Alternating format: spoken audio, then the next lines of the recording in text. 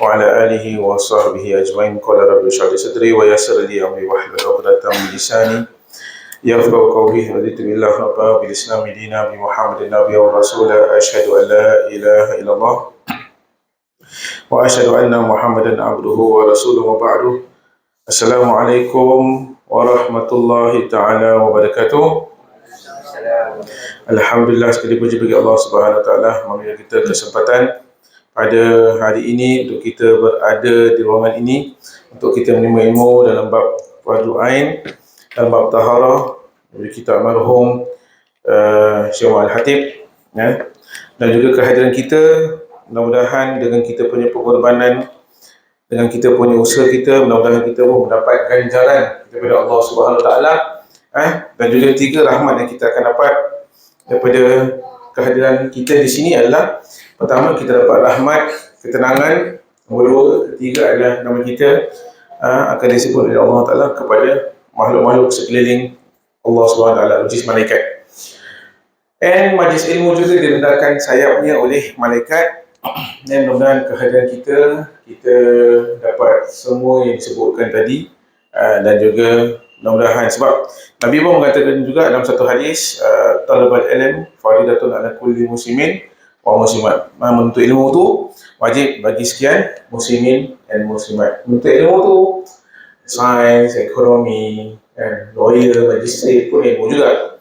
Ilmu yang kita duduk sini pun ilmu juga. So ini semua pun adalah satu kewajipan untuk kita, seimbang antara dunia dan juga akhirat. Hopefully kita regain blessing dan juga reward daripada Allah Subhanahu Wa Taala. Jadi insyaAllah kita akan cover dalam bab sambungan yang kita stop pada minggu yang lalu. Okay. So far kita dah few classes ataupun few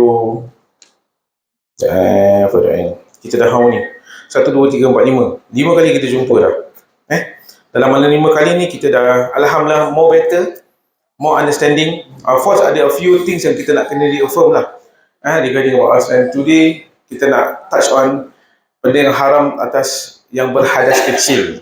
Okay, all this is regarding about hygiene, all this regarding about macam mana kita nak membersihkan diri kita sebelum kita perform ibadah, solat dan sebagainya.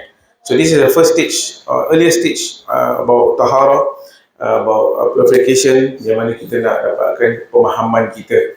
Jadi kalau kita dah tambah knowledge, jadi kita boleh apply, dan seterusnya kita boleh amalkan dan berkongsikan kepada yang lain, insyaAllah. Alright, kita ada English version. Siapa yang ada lebih 3 buku saya belum kasih. Nanti siapa-siapa yang share dalam grup tu, saya nak minta, boleh saya kasihkan, insyaAllah. Alright, sebelum kita start, kita baca Fatihah untuk diri kita, guru-guru kita yang terdahulu, almarhum Syekh Al-Hatib, yang kita kena pakai bukunya almarhum Syekh Al-Jufri, pengasas Madrasah Jami Asamiah, mereka tokoh-tokoh agama, dan juga apa yang saya belajar daripada Syekh Azhar, dan juga guru-guru kita di Singapura ni, dan juga orang tua kita yang mendidik kita. Mereka telah pergi dahulu sebelum kita semua, dan juga kehadiran kita pada hari ini dipermudahkan dan juga diberikan ganjaran oleh Allah Subhanahu Wa Taala. Al-Hazniyah wa kulli niyatin salihah. Al-Fatihah. Auzubillahi minasyaitonir rajim. Bismillahirrahmanirrahim. Alhamdulillah rabbil alamin, arrahmanir rahim, maliki yaumiddin, iyyaka na'budu wa iyyaka nasta'in, ihdinas siratal mustaqim, shiratal ladzina an'amta 'alaihim ghairil maghdubi 'alaihim waladdallin. Bismillahirrahmanirrahim. Kita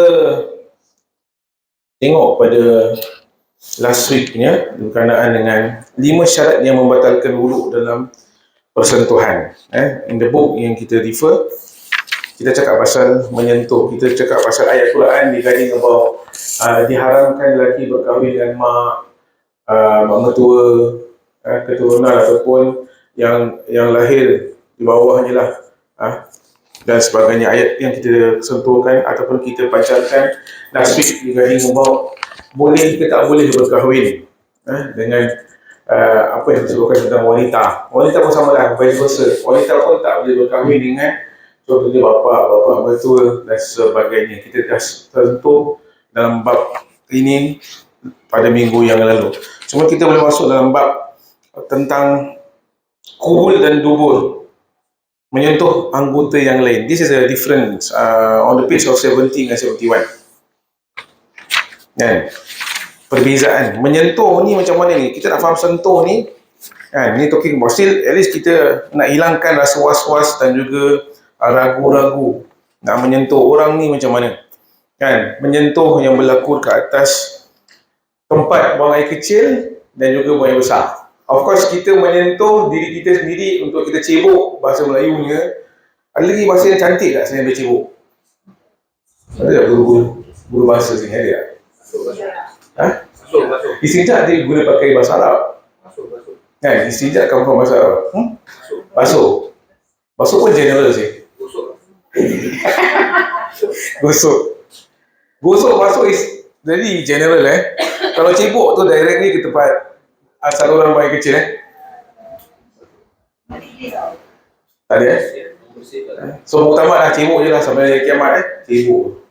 Tak ada bahasa lagi yang kita istinja lah. Istinja jadi like I said, is already taken. Dia kalau kita faham ada bahasa-bahasa yang kita ambil daripada Arab menjadikan dia bahasa Melayu kan. Sanskrit pun ada juga kan, bahasa Sanskrit yang menjadi bahasa Melayu. Alright? Kan?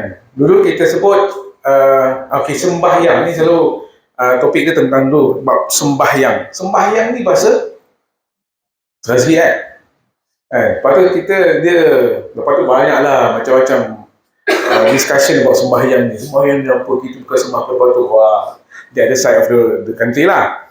Jadi terus habis solat pun still is not totally Malay kan? Kita guna pakai bahasa Arab. In fact sekarang ni kita tak sebut buka puasa, kita sebut iftar. Dah label up iftar. Lepas tu kita nak sebut sama hari raya tak, kita sebut Eid Mubarak. Dah label up lagi kan? So mana kita semua dah nampak, kita dah betul-betul more peka dengan keadaan semasa dan juga bagaimana kita nak utilize bahasa-bahasa itu. Still cebok tetap cebok lah tak boleh kita tukar lagi. Ayat ciri istinja itu paling sedap lah. Okay, so muktamad kita ambil yang bahasa istinja. Baik, sekarang ni kita cakap pasal al-massu, al-lamsu dengan al-massu. Okay, itulah bahasa Arab. Jadi penjentuhan yang berlaku di atas kubul atau dubur sahaja dengan tapak tangan dan perut jari. Dekat sini kata batal wuduk bagi yang menyentuh sahaja, yang kena sentuh tidak batal wuduknya. Ini adalah antara lelaki dengan lelaki atau perempuan dengan perempuan. Okay, dan juga kalau kenapa dia tu macam ini, saya ambil example jenazah. Istinja jenazah kan, seorang juru mandi jenazah mencebokkan ataupun istinjakan jenazah tersebut. Selepas selesai istinja jenazah dan dah selesai kafankan jenazah, adakah dia perlu ambil wuduk atau tak? Kan, kita penyentuh berlaku di atas kubur, so batal wuduk. Kalau I can get this statement dengan example yang saya kasihkan, just batal lah. Habis jenazah tu wuduk dia batal tak? Dia tak ada hukum. Okay? Jenazah tu dia ambil wuduk kan, sambil kalau kita tengok, kita pernah experience masuk dalam tempat bilik mandi jenazah. Okay, kita mandikan jenazah, lepas tu kita pun ambil wuduk jenazah kan. Tiba-tiba jenazah tu pun still keluar lagi dia punya najis dia kan. So adakah dia batal wuduk jenazah tu? Terbatal wuduk? Belum balik. Ini pun ada example. Kadang-kadang kita berlaku sedemikian. Kita apa yang saya punya perkongsian tadi adalah berkenaan dengan bagaimana kita nak uruskan jenazah. Because I always, kita dah in this field, jadi kita dengar tukang mandi kongsikan pengalaman dan of course kita nak tahu apakah yang seharusnya kita buat. Ada dia punya jenazah tu najis tak stop, so how to stop? Kita pun at the same time, so dalam bilik mandi tu kita tak boleh ceritakan apa yang berlaku kat dalam tu outside. Contohnya selamat sangat sih sampai 2 setengah, lambat dia kalau kerja kan, maksimum mandikan jenazah 2 jam for example, 2 jam setengah tak keluar. Dia tak tahu cerita apa yang berlaku kat dalam kan. Itu pun another thing yang kita nak kena understand. For those yang kat dalam, macam yang kita katakan tentang ambil wuduk ni semua adalah perkara yang kita nak faham kat sini. Yang membatalkan adalah orang hidup, yang tak batal ataupun tak ada hukum adalah jenazah tersebut. Batal masuk penyentuh di atas anggota yang lain selain daripada kubur dan membatalkan wuduk yang menyentuh dan juga yang disentuh. Okey, penyentuhan al-lamsu dengan al-masu. Nombor dua, dia kata tidak disyaratkan berlainan jantina sudah balik atau belum, justru batal wuduk walaupun lelaki menyentuh dubur atau kubur lelaki lain walaupun belum balik, tetapi yang batal hanya yang melakukannya. Baby, bapa nak sibukkan istinjakkan baby kecil, kan? Simple, kita tak nampak ni macam pervert kind of statement, tapi more kepada education statement, kan? When you see this, understand already, dia kata belum balik. So when you say belum balik adalah bagi seseorang tu belum capai kepada kewajipan dia nak lakukan ibadat. Balik mean belum sampai ke tahap kewajipan bagi dia untuk laksanakan solat. Solat wajib ke tak? Ya. Solat wajib atau tidak wajib? Wajib. Bagi mereka yang apa? Yang sudah capai kepada kematangan atau balik. That's the Arabic word lah.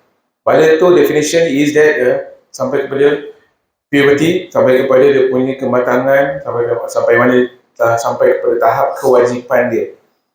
So kita breakdown lagi, kewajipan bagi lelaki dan perempuan, what is dia punya kewajipan? Balik tu umurnya berapa tahun? Sekarang budak muslimah 10 years dah balik, anak saya 10 years pun dah balik, dah keluar lahir. Atas dasar dia kata for the food factor, makanan-makanan zaman sekarang adalah berbentuk makanan yang atau berbentuk yang proses dan sebagainya, dia menyebabkan wanita lebih cepat uzur. Orang dulu apa? Ni education. Orang dulu macam umur usia dia balik ataupun darah head sampai umur berapa? 12, 13 tahun cik. Pada zaman 60-an, 70-an kan. Sekarang ni betul. Tahun 2024 ni 10 tahun. Last year, anak saya this end of last year, ada kawan-kawan dalam kelas dia which is primary 4 dah keluar hit. Anak saya sekarang primary 5, bermakna primary 4, 9 years old dah keluar hit. Kalau nak compare dengan orang dulu, 13 tahun. Tapi kalau lelaki, maintain ke tak? Lelaki keluarnya yang mana bermimpi lah, bahasa faham kan? Adakah sama umur seperti wanita? Saya rasa tak. I think 12. Ya, 12, 13. Wanita ya. Allah alam apa sebab saya bukan doktor, tapi saya boleh ambil analisa dari segi apa yang berlaku. Kemudian nombor 3, batal wuduk walaupun dia berlaku pada diri sendiri, yakni menyentuh dubur atau kubur ni. Sejaklah kata tadi, batal wuduk jika bersentuh berlaku di antara dua orang. Okey. Nombor 4, hanya batal wuduk jika bersentuh itu berlaku pada tapak tangan dan juga perut jari sahaja. Batal nombor sebelahnya, batal wuduk walaupun bersentuhan itu berlaku pada bahagian kecil daripada anggota badan, kecuali rambut, gigi dan juga kuku. Seterusnya, batal wuduk sama ada bersentuhan itu pada ajnabi ataupun mahram. Tapi ni subjektif juga tau. Kalau nanti kita akan go through what makes seseorang tu wuduknya tak batal. Kita akan masuk dalam bab tu.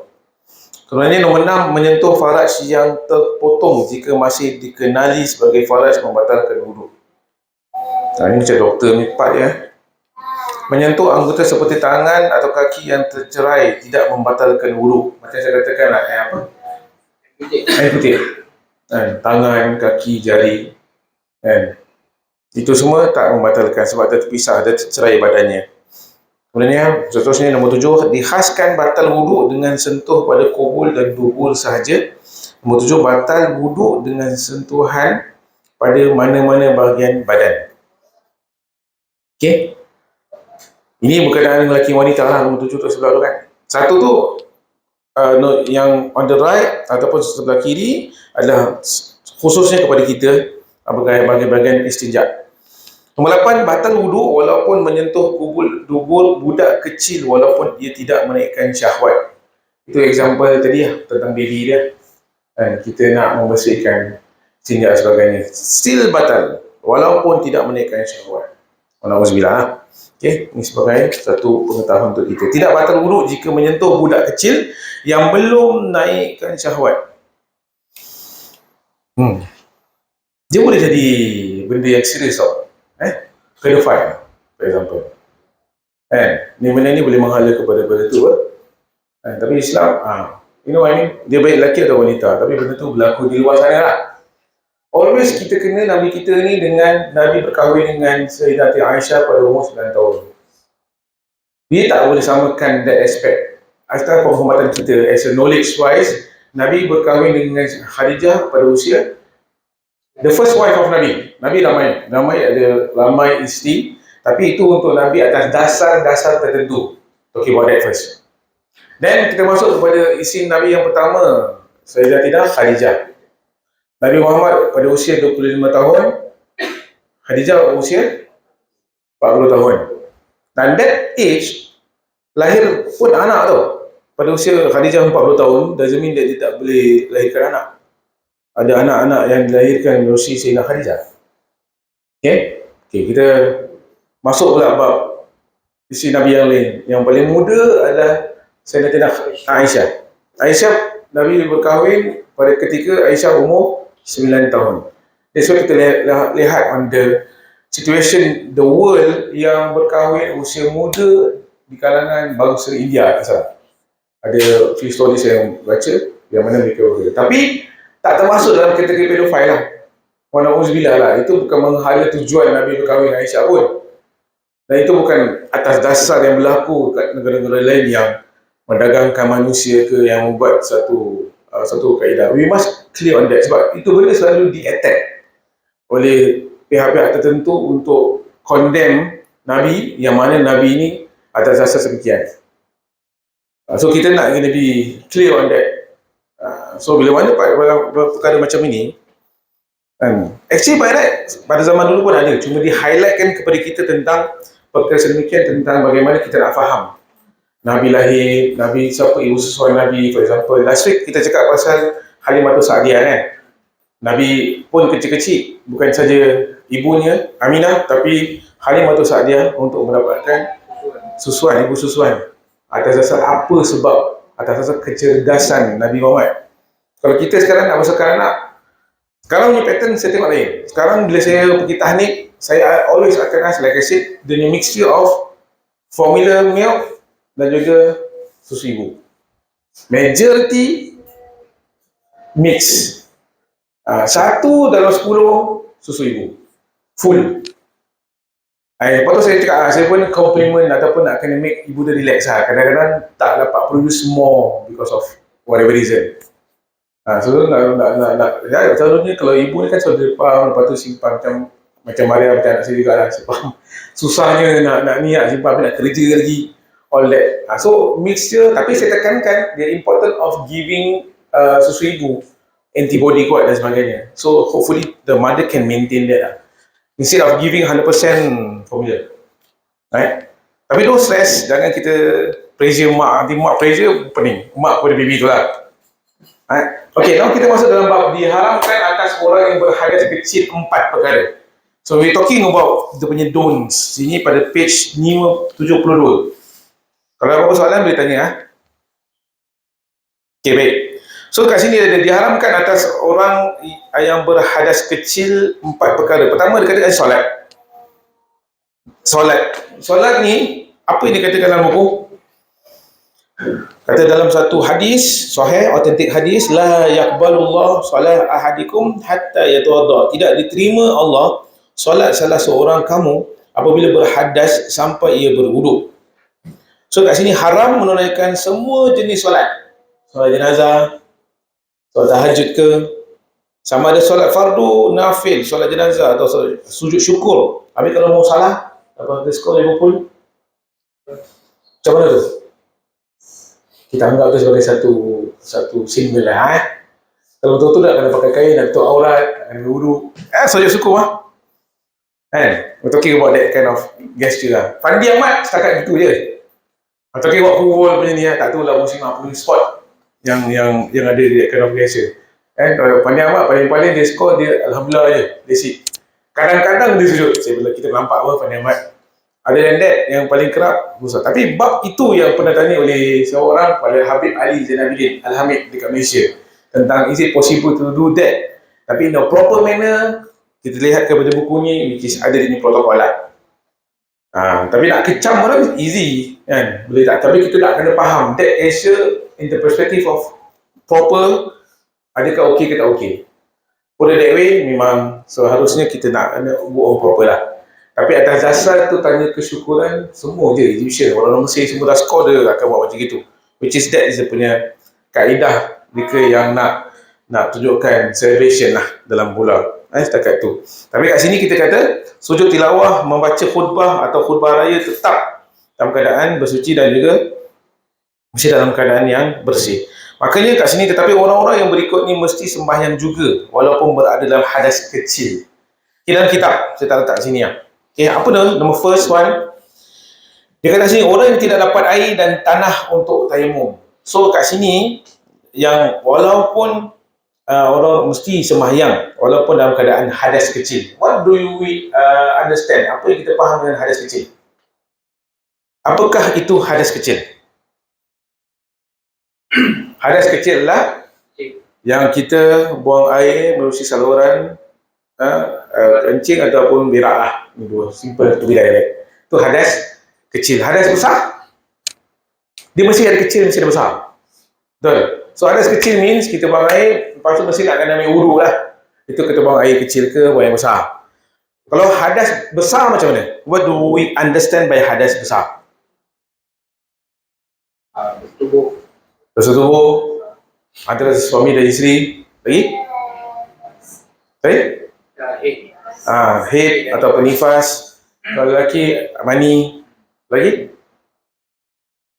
Takat dulu kan. Itu yang kita boleh fahamkan. And that's where itu dipanggil hadas besar. Hadas besar kategori dia nak kena mandi wajib. Alright? Itu kita dah sentuh dalam bab bahagian-bahagian hukum berkenaan dengan mandi wajib ke sunat. Tapi kalau mandi kita ni pagi-pagi sebelum pergi sini, mandi apa kita panggil? Biasa. Mandi haram. Mandi sunat. Mandi harus lah. Dia tak ada hukum pun. Kalau orang tak mandi, aku suka lah aku tak nak mandi. Kau datang kurus gigi je. Masalah apa kau je marah. Kan? Tapi dari segi hygiene lah. Itu yang kita faham lah. Jadi wajib dari kita niat mandi yang kita mandi ni adalah mandi wajib. Mandi yang nak pergi sekolah, nak pergi kerja, mandi adalah mandi harus. Tak ada niat pun tak ada masalah. Bukan jadi satu benda yang haram. Kata. Okay? So dekat sini kata, orang yang tidak dapat air dan tanah untuk tayamum. Nombor satu, dia kata, bila tidak dapat air di tempat yang biasa ada air dan tanah, maka tidak boleh didirikan solat berjemaah. Nampak? Dia guna word sembahyang. So I think sembahyang no issue lah. Ada orang marah, mana kita cakap sembahyang, sebenarnya kita sembah kepada berhala yang betul-betul faham terhadap ini. Tapi saya pakai juga lah word sembahyang ni kan. Okey, dirikan sembahyang berjemaah kerana salah ataupun kerana satu daripada syarat-syarat sah sembahyang berjemaah ialah bahawa sembahyang itu tidak kena qada walhal dalam contoh ini dia kena qada. Dari itu sembahyanglah bersendirian sebagai menghormati waktu sahaja, dan bila jumpa air atau tanah mesti sembahyang semula jika waktu masih ada atau qada jika telah habis waktunya. Contoh, Singapore Flyer pernah sangkut satu ketika dulu dekat Singapore Flyer. Dia pernah stuck. Kan last time apa tenis. Bila dah? 10 years ago I think. More than 10 years lah. Jadi satu ketika ni Singapore Flyer sangkut. Lepas tu sangkut sampai tak tahu berapa jam. Lepas tu datang soalan kepada Ustaz Yusri. Ustaz Yusri pun share dekat dunia blog. Dia katakan, what if kalau seseorang tu sangkut dekat Singapore Flyer, lepas tu solat pun terlepas, kan? Ataupun dah masuk waktu solat. Zuhur dia belum solat, tapi dah masuk waktu asar. Macam mana? Kan? So, dia boleh tinggalkan solat Zuhur sampai dah turun baru dia qada ke, atau macam mana? Itu soalannya lah. Dia nak dapatkan pencerahan.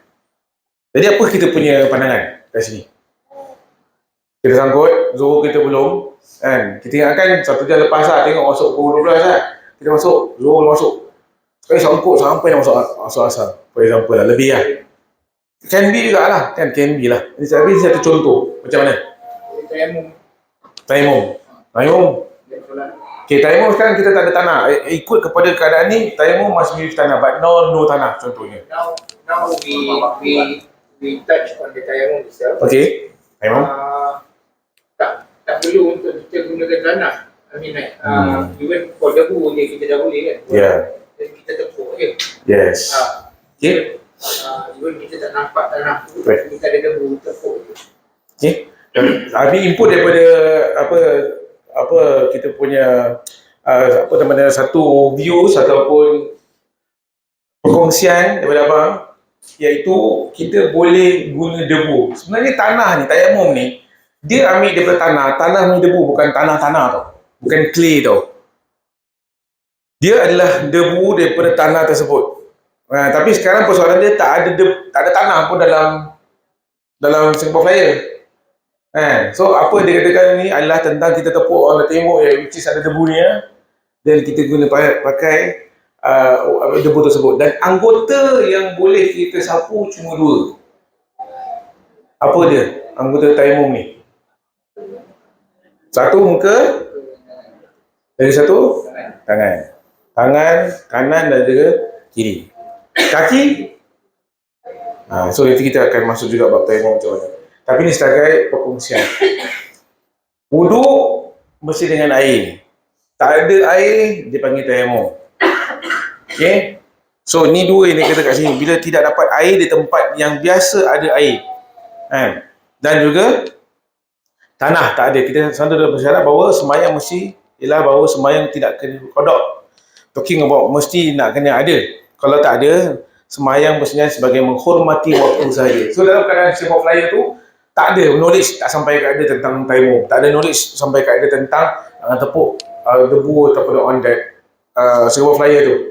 Jadi dia boleh solatkan juga, dia boleh solat juga dengan menghormati waktu.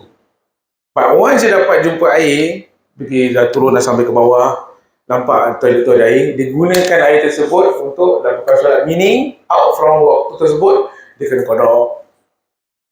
Okay?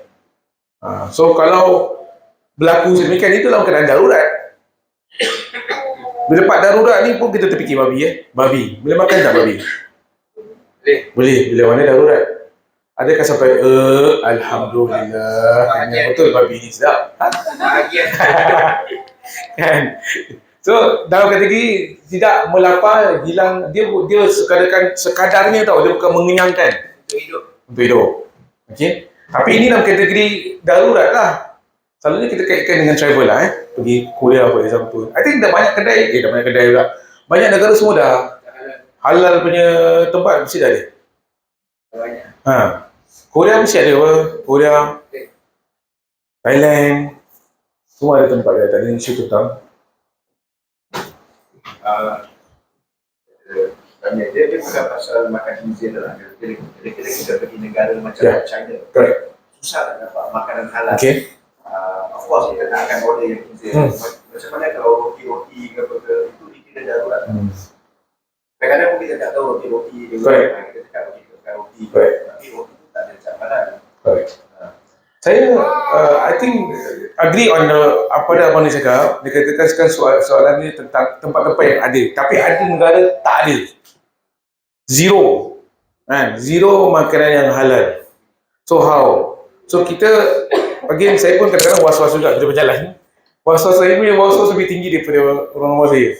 Saya paling teruk pun saya tengok ada logo halal tak? Tak ada logo halal saya tak akan layan. Tapi masalahnya sekarang Hong Kong for example. Hong Kong. So ada. Kita tak ada fine lah. Ada. Cuma masalah sekarang totally zero. Kita letak situation totally zero. Ataupun sampai tempat tersebut barang halal.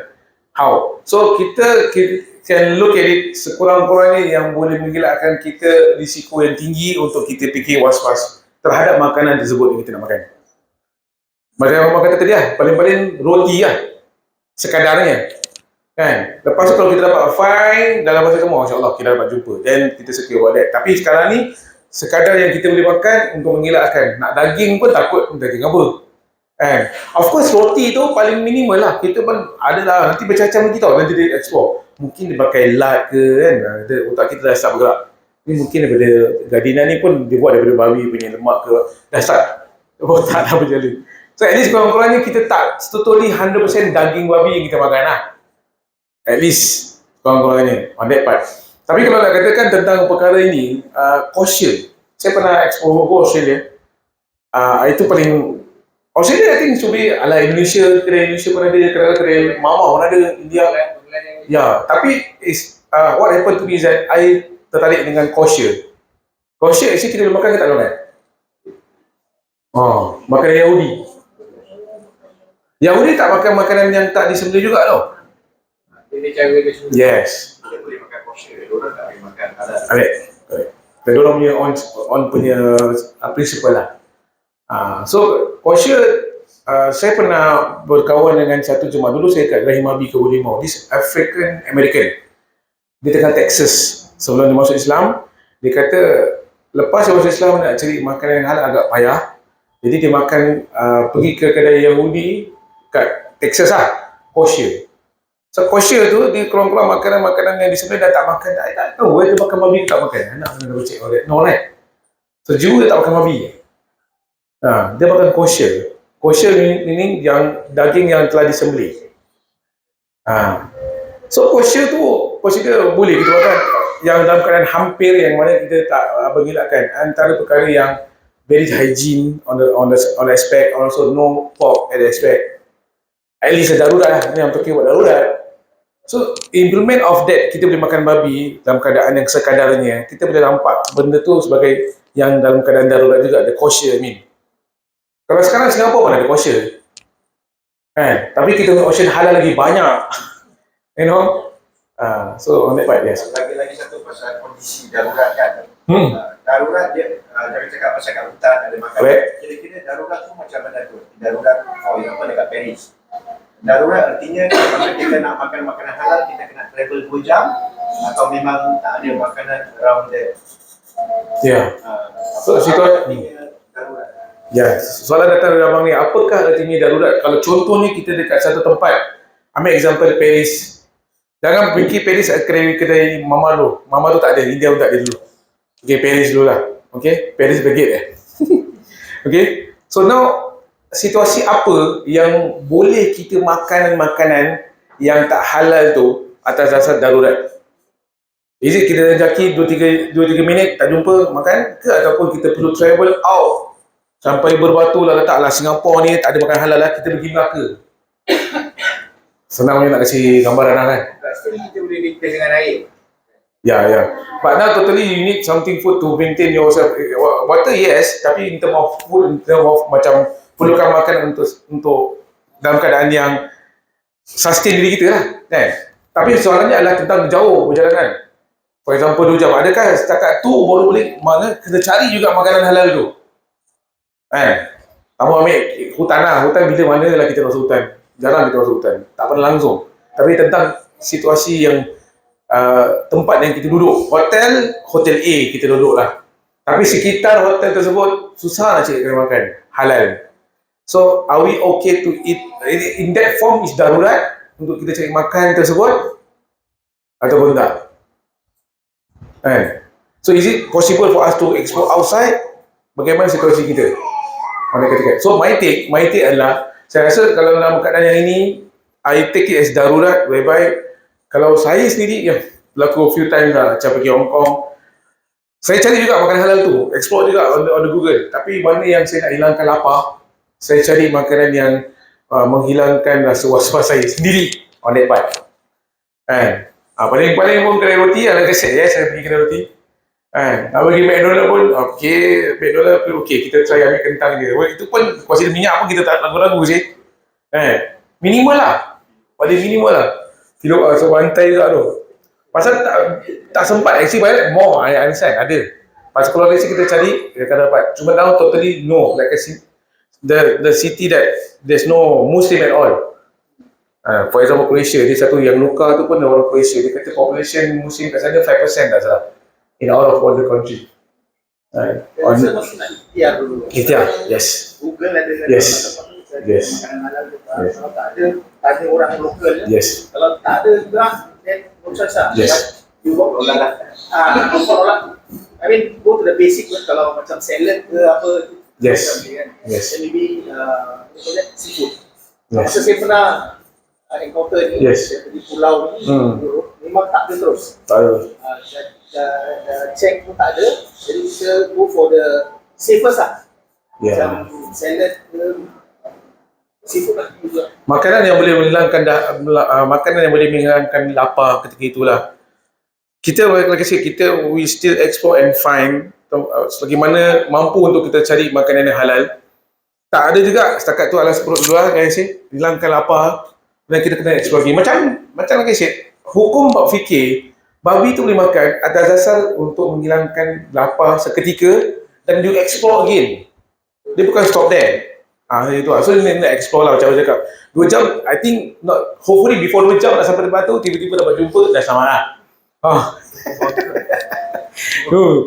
So something that mencabar, tapi saya rasa I think kita Singaporean very alhamdulillah lah, kita akan explore tempat-tempat tersebut, makanan especially. So travelling always importantly orang tengok tentang halal lah. In fact cruise pun dulu ada isu juga halal tak halal. Kalau no pork, no lard tu apa macam mana? No pork no lard saya was-was, saya tak makan. Saya sendiri was-was. No pork no lard meaning dia nak jamin tempat makanan tu adalah tidak ada lemak babi yang dimasak. Kan? Sedangkan kita ni syubhah tau. Dia kan ada al-haram bayin wal halal bayin. Kan? Haram tu jelas, halal tu jelas, tengah-tengah adalah syubhah.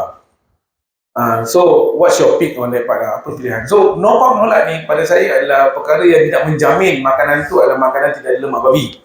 Contohlah, paling asas kita nak faham. Tapi daging tersebut adakah dia buat penyembelihan? Ada faktor yang saya nak akan fikir. Saya fikirlah, saya akan fikir banyak sangat, saya malas. Food handling also. Makanan kita kan makanan halal, what we understand is that dia daging tersebut kita makan, dia perlu penyembelihan. Dia tak boleh makan bangkai, dia kena langgar dengan lori sampah. Ingat kita angkat, kita masak, tak boleh. Beauty of Islam adalah apabila makanan tu mesti hilangkan darah-darah dalam badan tersebut. Kita makan daging tu, it's not blood.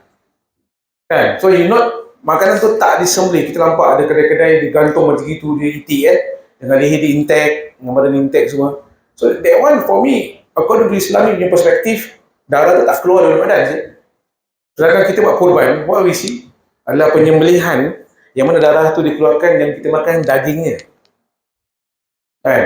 Saya pernah tanya dengan Hasan Labib. Hasan Labib, sebelum saya kat Majlis Sultan, kita ada 2, in fact 3 saya kenal. Nazrin, Hasan Labib, lagi satu ni Azhar. Al-Azhar tak lagi, jadi Al-Makan. So, kita very particular about Ramadan ni mesti, saya dah 6 tahun dekat Sultan. Paling important is buhur masjid. Buhur lambuk yang paling otentik lah. Siapa punya masak, siapa punya tangan. Dulu punya time, Hasan Rafiq saya rasa. Dulu punya kan. Dia punya rasa memang otentik si buhur lambuk dia. Jadi Nazrin, satu ketika ni, I'm not belittle Nazrin, tapi datang dia masak, lama. Dia tu kita ketuk, kita angkat cedok dia punya buhur lambuk, dia punya daging cincang macam gini. Masih lagi intact. My first year dekat Sultan. So, lepas tu pergi Hasan Rafiq. Hasan Rafiq punya rekod. Dulu, waktu saya Madrasah Junaid, dia negosi nama letak Hasan Rafiq. Saya ingatkan David punya Hasan je. Rupanya nama dia memang Hasan Rafiq. It's popular lah, nasi biryani kan. So jatuh pada ada rupanya dia ceritakan saya, daging ni sebenarnya yang kita makan selama ni adalah frozen ataupun chill. Dia tak ada yang fresh. Selama ni kita makan daging frozen tu boleh up to 1 or 2 years sih. And chill daging not so old. Mama. So kat sini, saya faham apa tu cakap. Kita nak understand what we eat lah. Jadi rupanya yang datang daging-daging semua chill ataupun frozen dia up to 2 years sendiri. Kita tak tahu berapa tahun ni ayam dekat Xbox kita makan. Rupanya dah bertahun-tahun sebenarnya. Yang chill punya daging is less than 1 year punya time lah. So kalau chill tu mahal sebabkan baru lah compared to frozen nya. Fresh is very impossible to get lah. Unless you travel out there. Fresh daging kurban lah. Itu fresh lah. Itu baru sedap. Tapi fresh ayam, saya tak tahu mana dapat. Boleh lah fresh ayam. Dulu boleh lah, pasar-pasar, hidup, kan. Masukkan. Buka ke, dah togel. Sekarang tak lagi kan, ayam ada. No, I think it's for frozen. Betul? Dulu kat Jelang kan cara bulu. Coba dulu kan. Orang betul kat dulu pun. Lepas tu masuk ke pasar. Ayam kan lah, daging. Dulu pasar fresh, pasar bikin saya tak lagi, sekarang one place. Okay. So sebab dulu kau sampai dia bikin kat sana, dia potong terus dia hantar ke pasar. So konsep fresh juga lah. Fresh for chicken. Untuk ayam. Daging tak. Lagi susah. Ya, apa dia kata chill and frozen. So saya faham. Oh, rasa lain. Rasa dia masak. So dah faham lah cara masak. So daging nasi biryani ni paling dulu saya pernah sini ada dulu Jubilee. Sorry saya cakap pasal makan nasi biryani. Pasal nasi biryani pun nak kata siapa yang sedap. Pasal kadang-kadang kita nak give jemaah masjid kan. Bubur dah settle. Lepas tu nasi pula. Nasi yang nasi biryani in Singapore right now, actually Islamic pun not so lah. Okay, buat nasi biryani kan.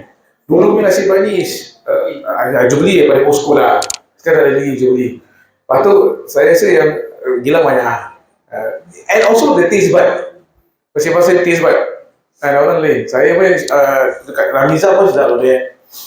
Masakan dia tadi ada yang nasi dulu Al-Azhar sedap. Al-Azhar dengan Hasan Habib, secondly of Hasan Habib drop dia punya nasi biryani dia. Pasal kita nak jemaah makan apa kan, nasi biryani dekat Masjid Sultan. First year sedap, second year drop, lepas tu ke Al-Azhar. Al-Azhar first year, second year cantik dia. Sekarang dah beberapa tahun terus jadi Al-Makan. Dah dari Al-Azhar lagi, so Al-Makan. Pecah kongsi. Betul, pecah kongsi. Saya orang kata diorang nak go to Dubai, tapi dalam internally diorang disagree apa-apa dah, pecah kongsi. Jadi Al-Makan. Dan saya Al-Diam. Apa lagi? Tak ada makan, Al-Diam je lah. Okay? Okay, sama-sama kita balik. Jom kita merantau daripada cakap pasal semayang ni, tanah tu jadi makanan. Okey, nombor 2 kata kalau tempat tu tidak ada air pada hari itu, walhal biasanya ada air, maka hendaklah ia bertayamum dan dirikan solat, tetapi sembahyang itu mesti diqada. Okey, kalau tempat tu ada air, on that day tak ada air. Okey, so dia kena pakai tayamum dan dirikan solat, tetapi solatnya mesti diqada sebab the next day akan jumpa air balik. That's the reason. Dalam kitab ni. Amin. Pasal dia kata tempat tu, contohnya pipe air lah. Pipe air satu hari tu, blok tu, the whole block kena use. PUB kata tak boleh pakai air, for example. Habis orang wajib apa? Air ada kat rumah, cukup-cukup untuk istinja. Kita simpan dalam satu bekas besar lah. Kan? So that air nak pakai untuk wudu, nak mandi tak boleh.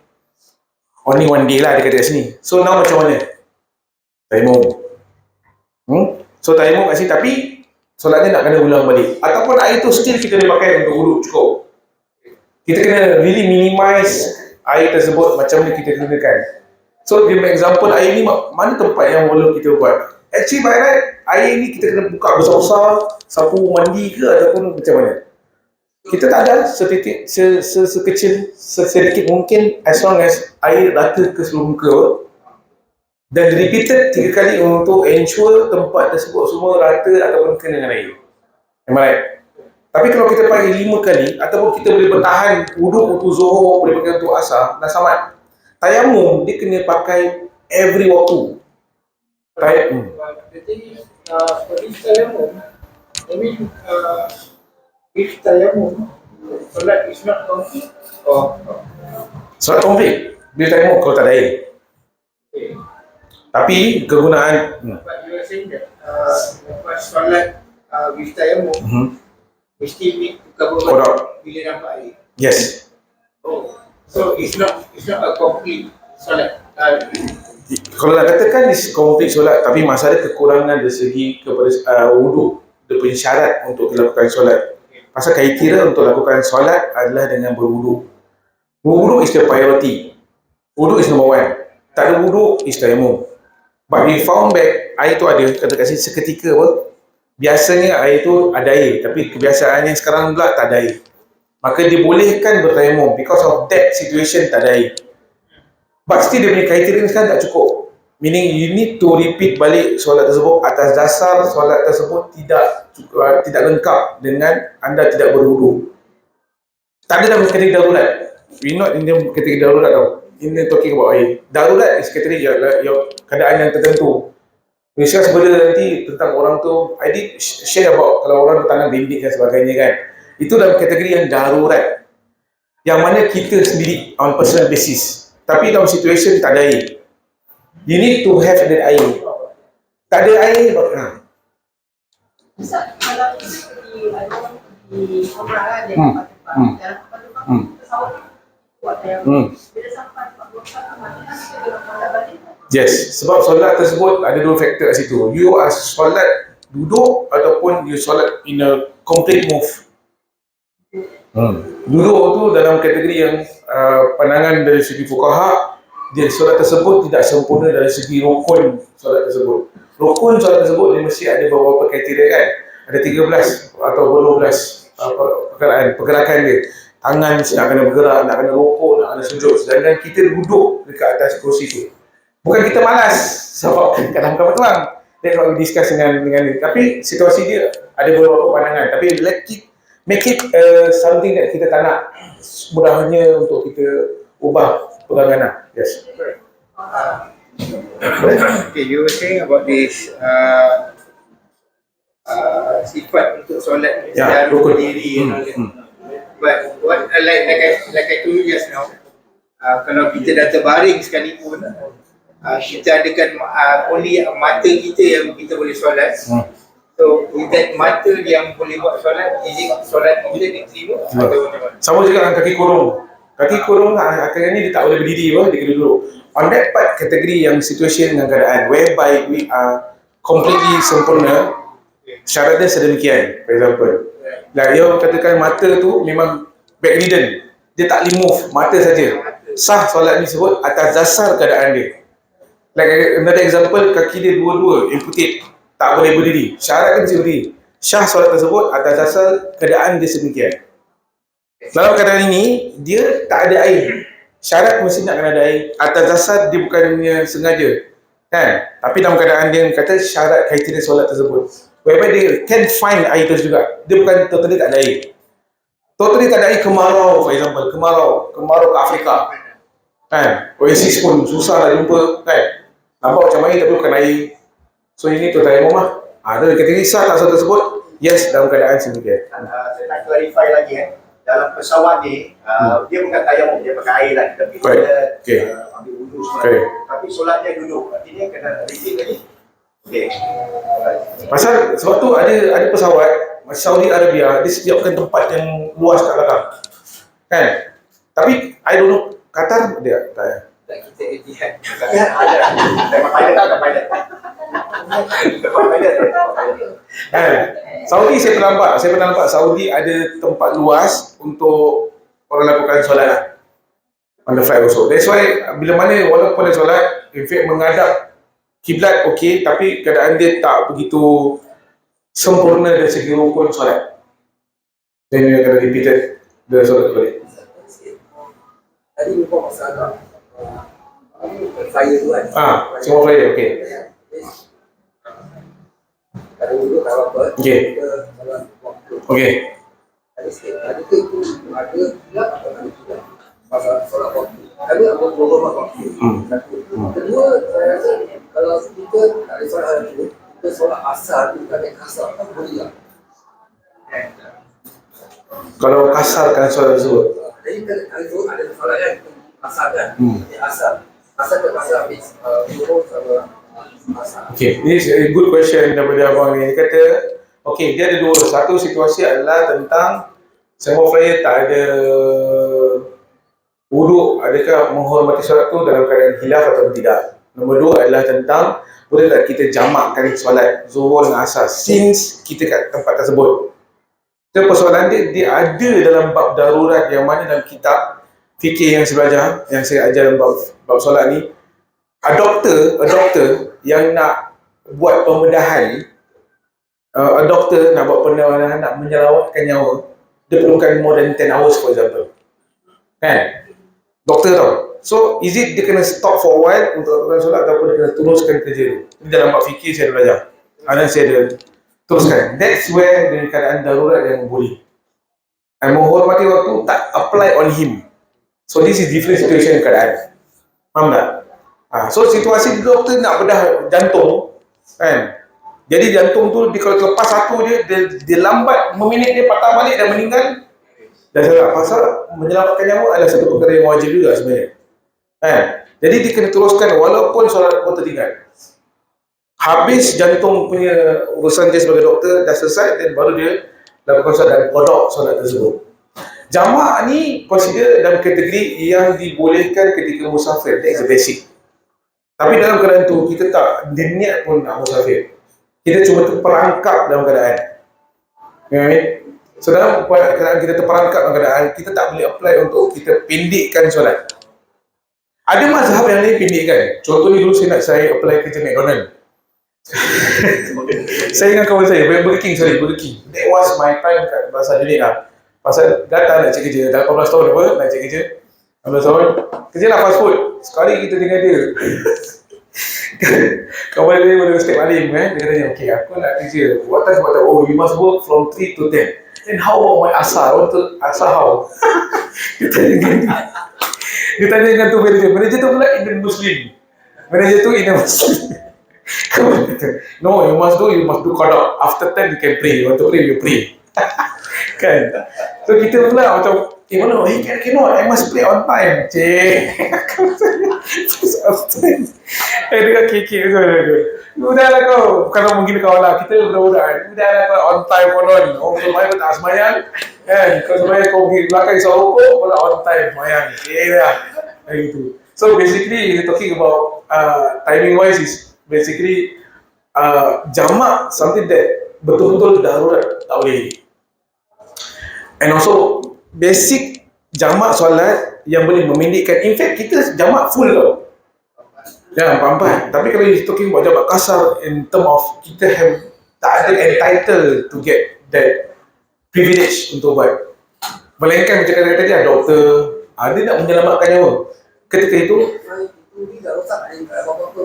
itu dalam keadaan memang intensi kita is not, kita nak berrehla tu bahasa tu kan, kita nak berhimpun seketika lah kan. On that kind of note, kita pun tak ada dalam kategori musafir, we are still in, kita mukim tu maksudnya kita kat dalam negeri yang tak boleh kita pendekkan solat melainkan sebab-sebab tertentu. On that note, kita tak ada kuasa ataupun tak ada kelebihan privilege untuk kita jamakkan solat. On that note, kita kena pisahkan solat fardu balaghah.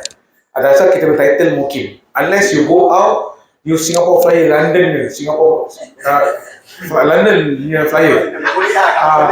Itu dah gini, kita gini. On that note, London, okay, itu lain lah. Tapi untuk Singapore, we call ourselves mukim, kita tak boleh jamakkan solat tersebut. So itu je. But ada certain. Kalau let's say I have my friend balik yang share about tentang darurat boleh jamak, dia kongsikan jamak. Dia pasal kita yang belajar asas ni, kita tak boleh jump untuk that first. Kadang-kadang orang timbul soalan, boleh tak kita solat sambil kita drive? Ada that soalan. Zaidrus pernah jawab, tapi I must find that evidence first to share. Kalau kita jump into that, nanti actually lama-lama tak ada semayang, kita niat dah cukup. Dia sampai level dewa tau kira. Kan? Dia sampai tahap tu, kenapa? Kerana macam nampak, sangat isi mudah. Itu terlampau mudah sangat, terlalu easy. Kan? Tapi ini benda berlaku. Tapi kita nak kena faham the basic. In fact, Nabi pun salat. Ambil cerita. In fact, Nabi pun tak ajar kita untuk lakukan niat saja dah memadai. Okay, that note lah.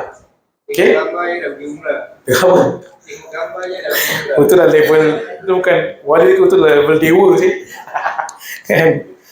Okay, so far so good. Alright, so kita masuk seterusnya. B pula, orang yang selalu keluar air kencing, maaf cakap, atau keluar darah, atau yang selalu keluar angin, atau yang selalu keluar najis dari dubur. Orang-orang seperti ini wajib solat walaupun selalu dalam hadas kecil. Bagi orang-orang ini tidak diwajibkan qada atau i'adah, itu ulang solat tersebut. Talking about mereka yang ada masalah-masalah tertentu, ni pada zaman Nabi dah ada. Satu sahabat ni bertanya dengan Nabi, aku ni selalu terkeluar air kencing. Sahabat lelaki lah. Okay, Nabi kita bersihkan, lalu ulang balik solat. So sahabat ni kata, aku terkeluar lagi air kencing, macam mana? Solat, bersihkan, istinja, ulang balik solat tersebut. Kali ketiga, berlaku lagi, Nabi kata teruskan solat.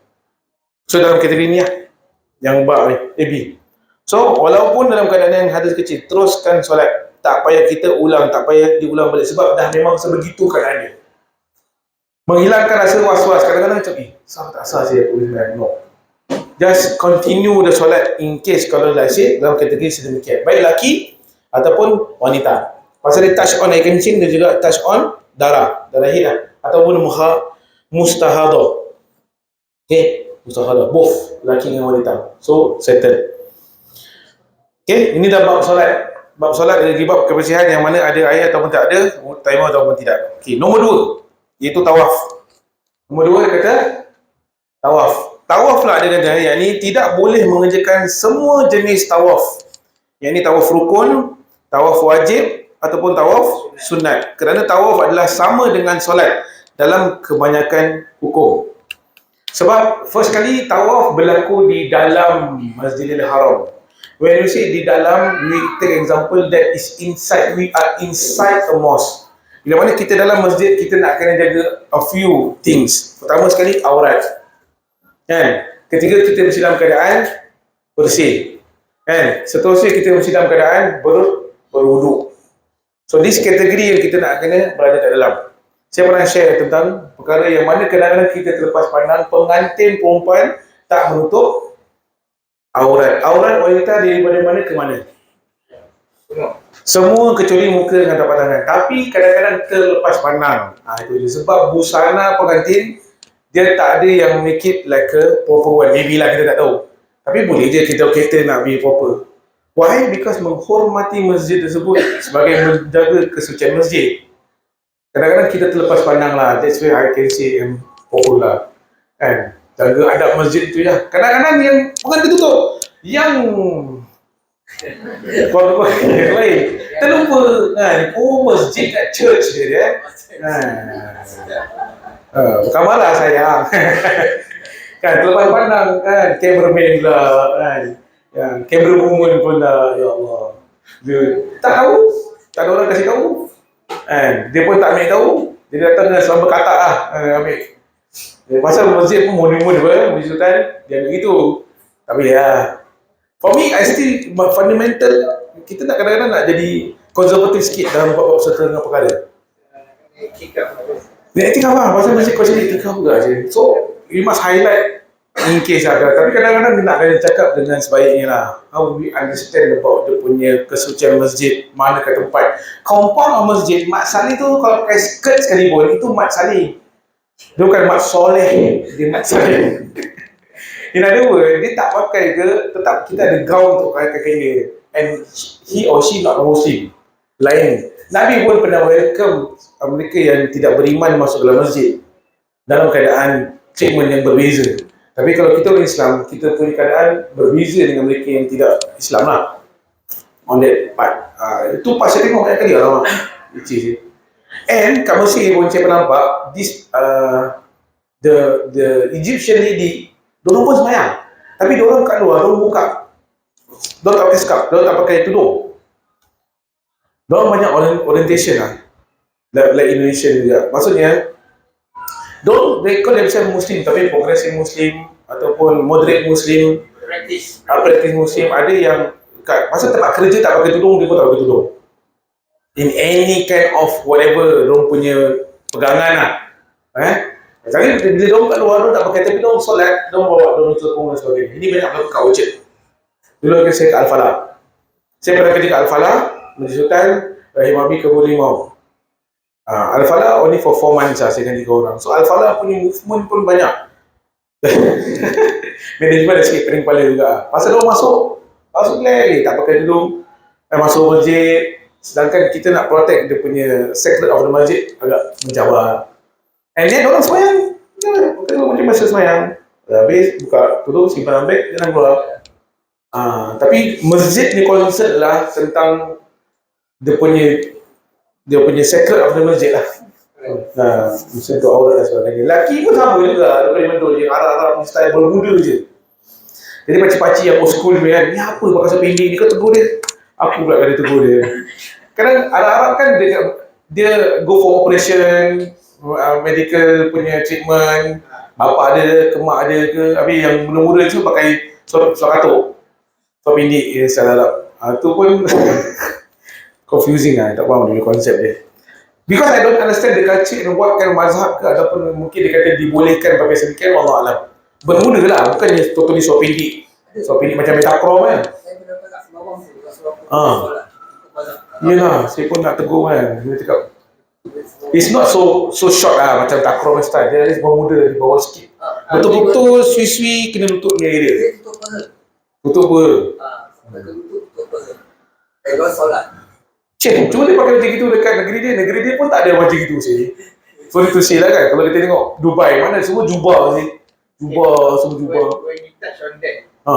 for Muslimin, outshot and ni kebanyakan ni sekarang semua dah banyak tiga suku. Tiga suku apa lah? Tiga suku sebab now is lebih tinggi daripada tiga suku sih. Lepas peha tak lepas. Lepas peha tak lepas tutup. Apa turunkan sikit? Tak, kalau Dah dapat dah.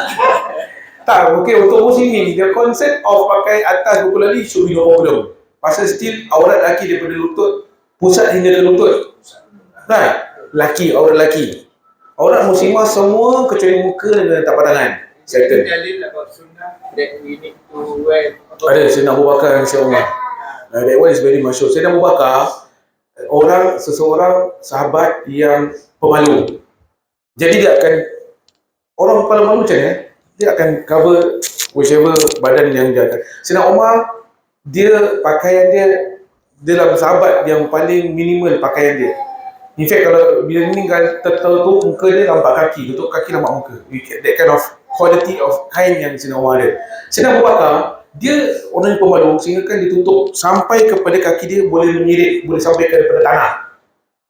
Meaning, kalau you have that kind of material ataupun kain lebih, bermakna orang mampu lah. Orang yang tak mampu ketika itu adalah mana kain sikit, singkat. Kurang berkemampuan untuk dikain. Macam itu. Tapi atas dasar apa yang Nabi ajar, memang sekadar dia sampai kepada buku lali. So sahabat bertanyakan, adakah aku salah? Adakah aku pakai ni lebih ke apa? Tidak. Saya Abu Bakar atas dasar dibolehkan, tidak ada masalah. Tapi atas dasar sekarang ni banyak yang ambil pendekatan untuk pakai seluar bagi lelaki atas buku lali. Atas dasar sunnah tersebut. Tak ada masalah. Yang masalah yang saya timbulkan tadi adalah seorang orang bangsa Arab yang saya tak tahu macam nak cakap dengan dia pakai totally lightly above lutut. Yang kalau dia sujud ke dia rukuk, nampak dia punya lutut tersebut. Kan? Bila turunkan, nanti nampak pula dia punya punggung. Amak dia punya masalah di situ. Kadang-kadang susah nak nasihatkan kan? Berat.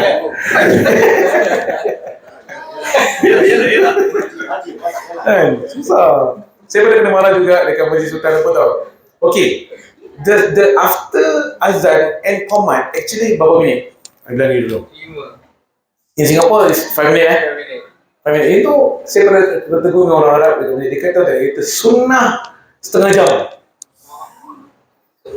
Mana after azan and command is half an hour. Tapi actually betul-betul kita pergi umrah kan.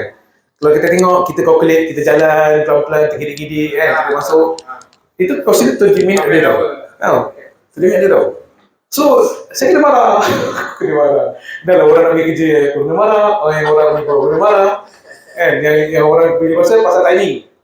Saat dia nak azan ni, nak pergi kerja, orang sibuk. Singapore, everything semua is time. So, once you azan ni, actually 5 or 7 minutes.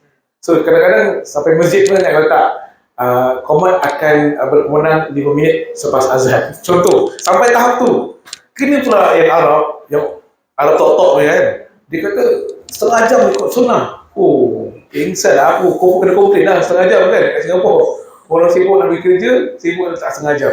Which is tak applicable. So on that note juga, kita dapat lihat bahawasanya dekat sini ada perbezaan yang berlaku. But sebab tu, dulu Ustaz Fatih kata, we follow our context. Kita follow konteks Singapore kita.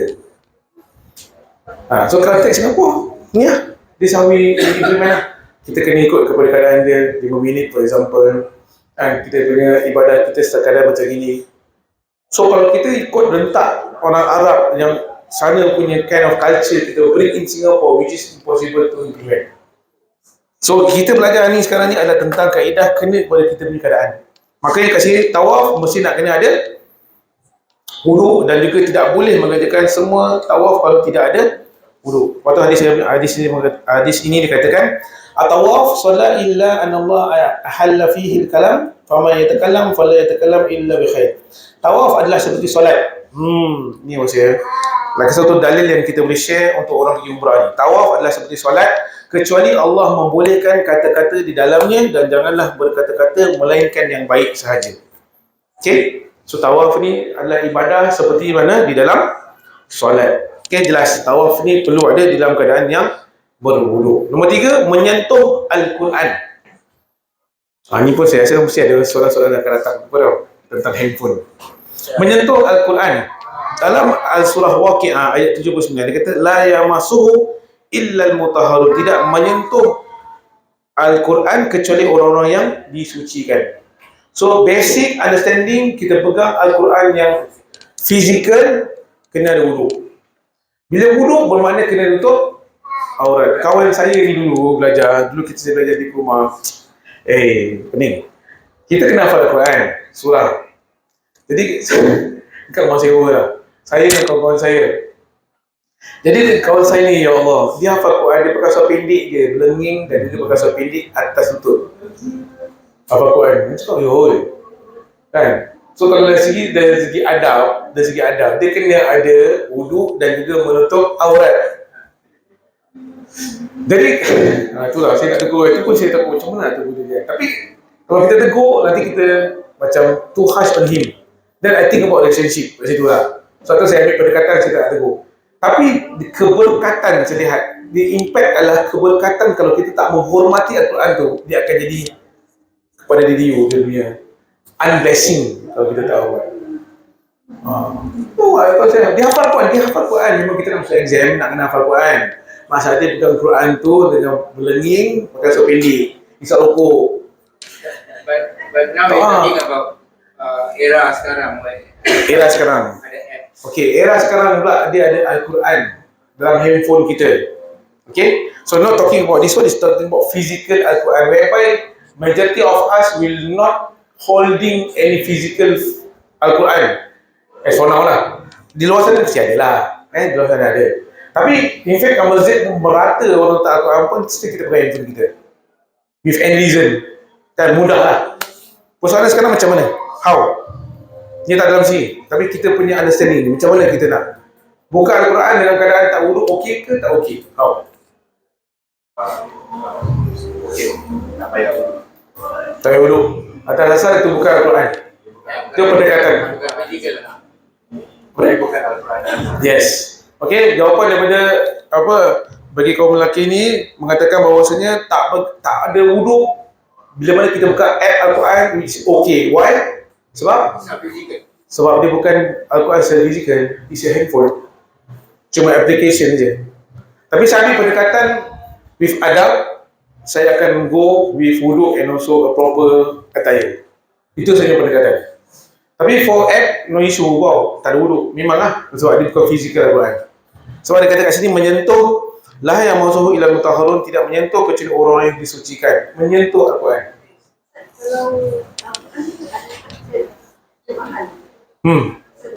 Ya, terjemahan for muslimah yang uzur, terjemahan kalau not consider mushaf. Al-Quran yang ada translation is not called mushaf, it's not called Al-Quran, it's Al-Quran tapi with terjemahan, which is not totally 100%, faham tak? Maksudnya orang yang uzur, dia boleh pegang that. This is banyak pendapat mengatakan semikian sebab dia bukan totally Quran. Tapi kalau saya ambil pendekatan of that, walaupun translation, kalau boleh ambil wuduk. Masa once kalau ada translation, meaning it's not fully 100% Al-Quran. Whereby Al-Quran dia tak perlukan translation. One translation come in, yes it's still Al-Quran, tapi kalau dalam kategori yang memegang kita Al-Quran, is not totally like what kita pegang Al-Quran secara 100% tanpa ada translation. Termasuk juga dengan mereka yang uzur, bagi pelajar-pelajar madrasah muslimah, kena ada exam, hari tu dia uzur. Uzur kita tak boleh predict apa. So how? Takkan kita nak cancel dia punya exam, still carry on. Tapi dalam keadaan yang helaian-helaian yang ada. Dalam keadaan helaian-helaian Al-Quran yang boleh dipegang ataupun boleh dibacakan. To be strict, usaha-usaha saya, kalau mereka yang muslimah, uzur, sit down, ambil exam, tapi baca boleh, pegang tak boleh.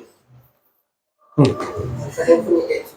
Orang yang bahkan orang iPhone refer. Okay. Orang yang refer. Okay. Apa dia kalau nak baca satu juz. Apa juz? Okay. Hormat. Okay, soalan datang. Mereka semua yang ada wuduk tu Dia understand. refer je. Understand.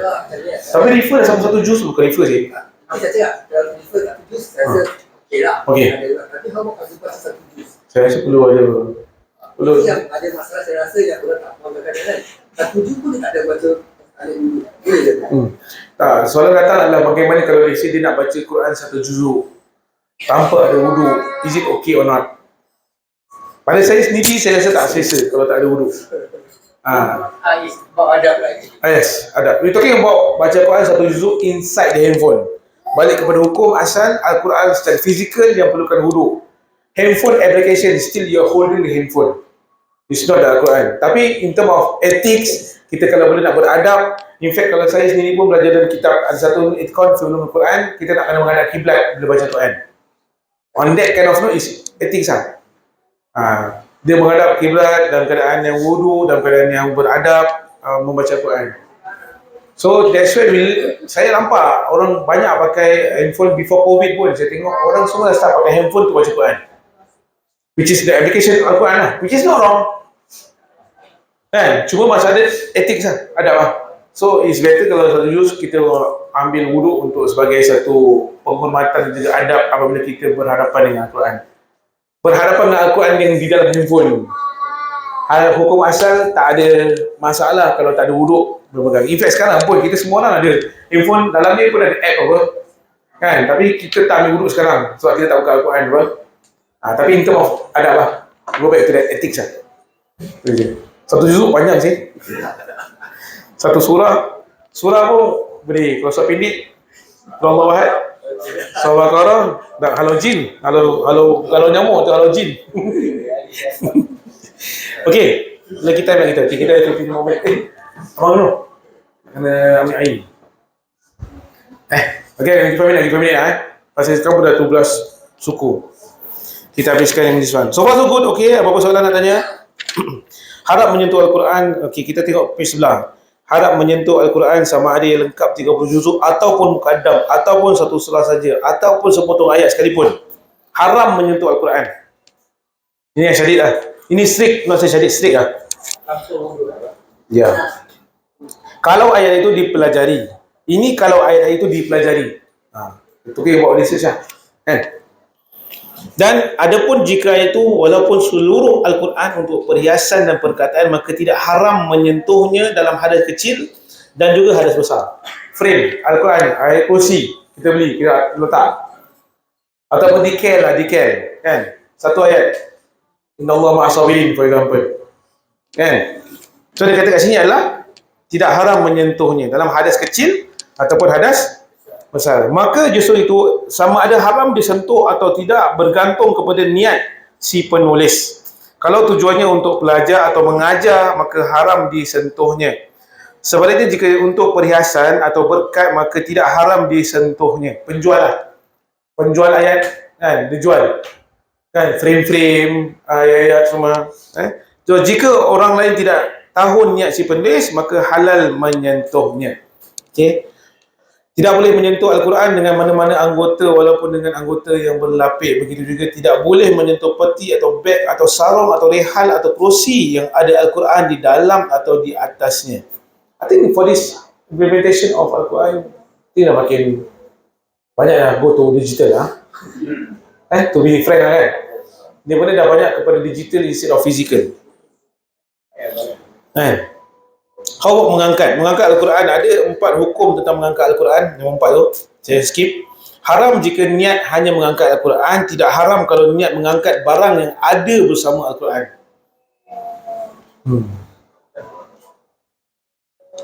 Tak, I still nak how macam mana saya nak kenakan dengan konteks kita pada hari ini, which is physical Al-Quran. Jarang saya nampak orang pegang Al-Quran secara physical. Ada tak? Mungkin madrasah yes lah. Belajar masak tu yes, tapi for us junjung Okey, kita tengok pula. Tidak haram kalau niat mengangkat barang itu berserta Al-Quran walaupun barang yang ada bersama Al-Quran itu sekecil jarum. Ini adalah pendapat Imam Ramli. Imam Ramli ini adalah imam di dalam mazhab Syafi'i.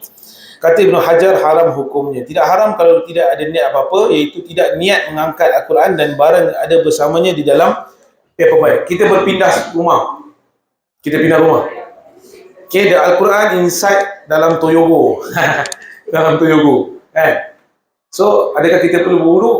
Kita ambil pendekatan yang ada, kita nak angkat dengan barang-barang ni sekali. Maka tidak perlu di seorang itu mengambil wuduk lah. Angkat Al-Quran berserta kitab-kitab yang lain.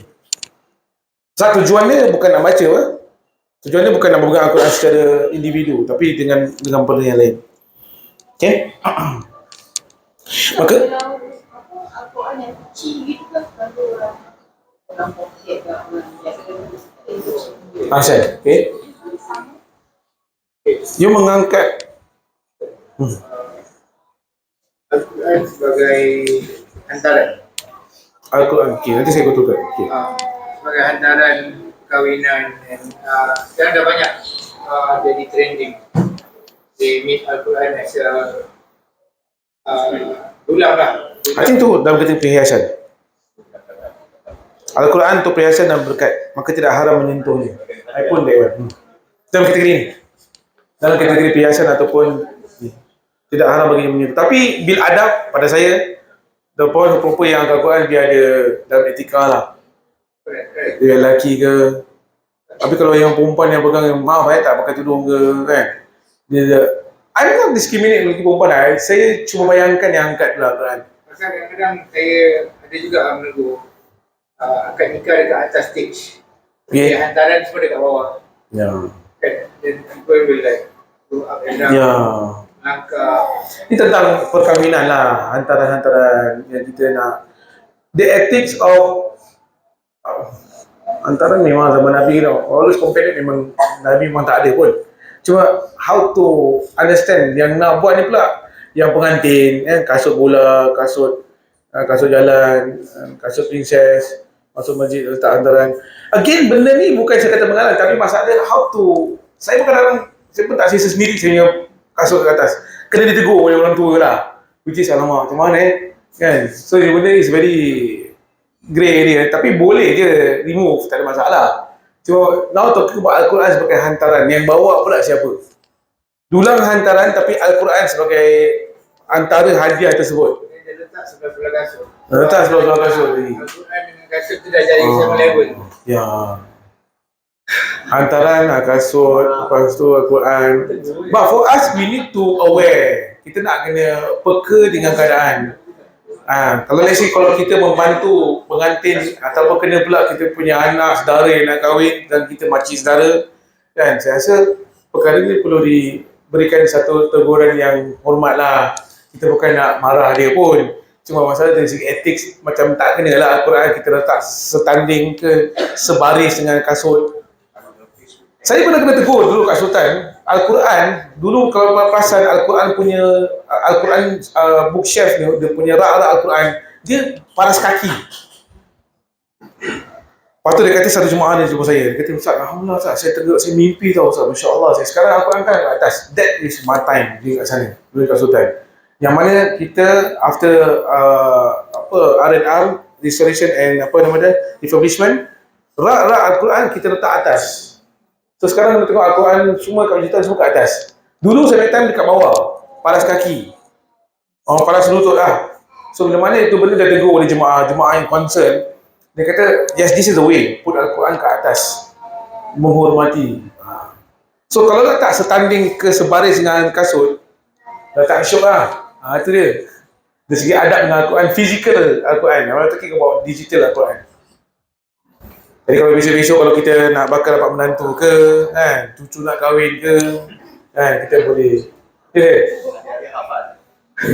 Saya nak Madinah tu orang No, mana ada up.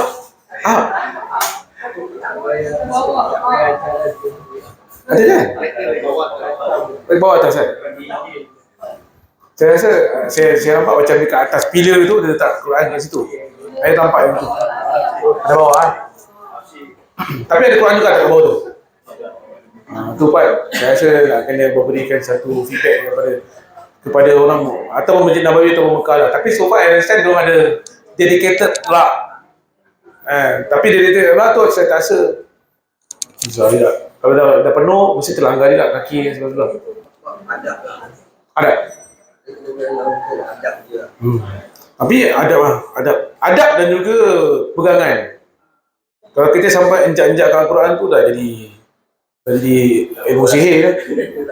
Untuk memanggil jin apret semua ataupun jin-jin semua adalah dengan kita menghina Al-Quran. Itu yang ilmu sihir pakai. Kita patutnya kena respect Al-Quran. Okey. Kamu gelap abang. Dah. Kata. Cik kena ambil je. Thanks So balik kepada tadi tu. Okey, Al-Quran dia ada satu tau pendekatan di luar sana yang menggunakan amanat ilmu hitam ke black metal ke apa na'udzubillah. Dia akan injakkan Al-Quran yang mengundang the bad spirit untuk datang kat dia. Dia boleh macam pijak, lepas tu hina, koyakkan ke, baca terbalik ke sebagainya. Itu menghina Al-Quran yang mengundang all this negative spirit yang datang. Sedangkan kita sepatutnya nak kena menghormati dan membaca. Itu menghalau mereka. Tapi kalau kita injak Al-Quran, itu mengundang mereka. So we must be careful in terms of what we are going to do. Al-Quran dia boleh jadi syifa. Al-Quran kan syifa, penawar. And Al-Quran juga boleh menjadikan kita sebagai hitam hati sebabkan yes, lagi satu adalah tentang bagaimana dia nak implement Al-Quran tu untuk apa? Kepentingan peribadi, untuk kepuasan nafsu, kan? Itu semua ya. Masa apa dia tak dapat benda tu, dia pakai guna-guna ilmu hitam untuk panggil jin apa, untuk memuaskan hati dia dengan apa yang tak dapat tu dia nak dapat. Which is gunakan ayat-ayat yang tak sepatutnya. Mentera-mentera, jampi-jampi, pijak-pijak Quran, duduk Quran, na'udzubillah. Itu semua tak. Bakar Al-Quran atas dasar Al-Quran tu tak dipakai lagi, dah lusuh tu lain. Kan? Dulu pun saya madrasah jenis pun ada ustaz-ustaz bakar Al-Quran nama yang tak pakai, itu lain. Tapi mengundang tu itu bahaya. Sini hukum dia makruh dia tu. Mana? Membakar. Membakar Al-Quran makruh? On the page. Mana? Surah Jibat. Yang paling bawah. Makruh membakar kertas atau kayu yang ada ayat. Kecuali untuk memeliharanya daripada kehinaan itu. Saya pernah perintah untuk membakar beberapa mushaf demi memelihara kehormatannya. Menghilangkan tulisannya adalah lebih baik seperti tenggelamkan dalam sungai atau laut daripada membakar ataupun menjubek-jubek. It's still not the level of haram yet, Membakar kertas atau kayu yang ada ayat Quran. So maknanya kalau let's say contoh frame kan. Tapi tak, sebab tu ada satu ustaz ni dia pakai kaedah shredding. Ada company Shredding. Itu pun lebih selamat lah. Sebab tu makruh membakar kertas atau kayu yang ada ayat Quran. Kita tenggelamkan dalam sungai. Ditenggelamkan dalam Quran. Macam buku ni juga dalam ada. Ya. Shred ada I think the safer. Tapi nak cari that service ustaz tu pun tak boleh juga. Itu time COVID lah. Sebelum COVID. Dia that machine pun nak ada pada saya pun. Perlu ada shred. So bagaimana kita gunakan istilah shredding instead of kita bakar. Bakar pun nanti menjadi punca lain pula kan, kes bakar-bakar ni. So nampak sini ada satu membakar Quran which is makruh sebenarnya. Dan tidak. Tu bawa orang cakap tadi. Sama juga, shredding is better lah instead of kita bakar.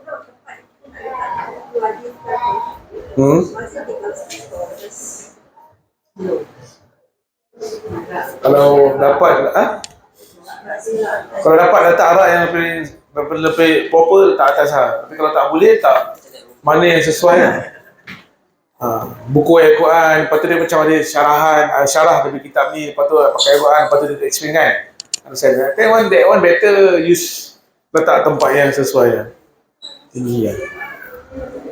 Saya memang ulat buku Ya, saya pun ada bookshelf tapi saya letak bahagian atas lah. Bawah-bawah ni macam buku story, novel, ayat cinta kan. Ketika cinta bertasbih. Saya ada tu buku. Which is nice lah novel. Tapi novel yang terlampau high lah Saya belum baca yang Hamka punya apa? Yang kapal tenggelam Itu saya belum baca tu. Terus saya belum explore that level. Tapi buku-buku memang it's a good to put lebih sesuai ke atas instead of kat bawah. Kalau bawah tu mungkin buku-buku rujukan ke school book ke, I think should be problem lah. Bukan kita nak double standard, cuma kita nak ihtiramkan ayat Quran yang ada di dalam buku tu. Okay? Nampak? Ya, habis sekolah. Okay, sebentar saya nak tengok Abang kita punya.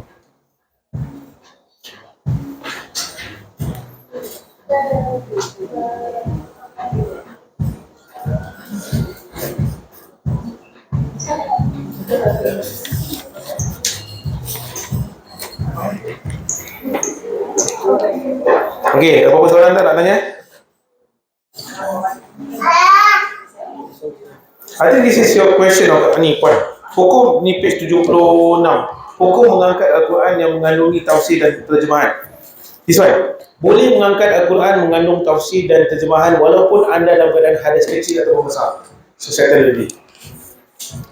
Tafsir Al-Quran yang ada terjemahan tak ada wudu atau dalam keadaan hadas kecil pun boleh. Dengan syarat terjemahan dan tafsir lebih banyak daripada Al-Quran. So that's the punya kriteria dia. More boleh, kalau less tak boleh. So nak kena ada that kind of situation dia. Kemudian dia kata kalau ayat Al-Quran lebih banyak ada tafsiran, sama ada banyaknya atau tidak tahu yang mana satu lebih banyak, maka haram mengangkat dalam keadaan hadas. So the situation dia must be dalam keadaan yang ayat Quran dia sikit, terjemahan dia banyak. Then you can angkat without any, dalam keadaan hadas pun boleh. Okay? Okay, dia kata sini hukum mengangkat buang azimat yang ada ayat. Ni ayat dirham. Kan dulu ada macam dinar, dirham. Sekarang tak ada kan? Sekarang isu Isa. Akan datang isu Rahman. Okey, dia kata sini wang, dirham, dinar, cincin, baju, azimat, tangkal, gambar, kertas, piring, seumpamanya yang mengandungi ayat Quran walaupun sebanyak satu surah atau satu ayat Al-Quran dan digunakan sebagai perhiasan atau berkat, boleh kita menyentuh dan mengangkat dalam keadaan hadas kecil juga hadas besar. Tak ada masalah. Okey? Jika tulis ayat itu terlalu halus sehingga tidak boleh dibaca, maka hukumnya bukan mushaf tetapi azimat, maka itu tidak haram mengangkat dalam keadaan hadas. So dulu dinar dirham kan orang jual beli pakai dia shilling, ni ada ikut la ilaha illallah contohnya. How? Boleh tak kita pegang dalam keadaan kita tidak ada wudu? Okay? Out from topic tutup aurat ke tutup aurat, tapi wudu ni tentang hadas. So dia kata kat sini boleh. Sebab apa? It's not totally Al-Quran yang kita pegang. Last? Ya. Okay? Kanak-kanak mumayyiz berusia 6 atau 7 tahun boleh mengangkat hanya Al-Quran atau mukaddam dalam keadaan hadas, maka tidak wajib bagi wali atau guru mumayyiz itu mencegah membawa Al-Quran untuk belajar dan membaca dalam keadaan hadas. Dalam keadaan hadas betul, agar tidak memberatkannya. Budak yang belum lagi mumayyiz tidak boleh mengangkat atau menyentuh Al-Quran dan mukaddam demi menjaga penghormatannya.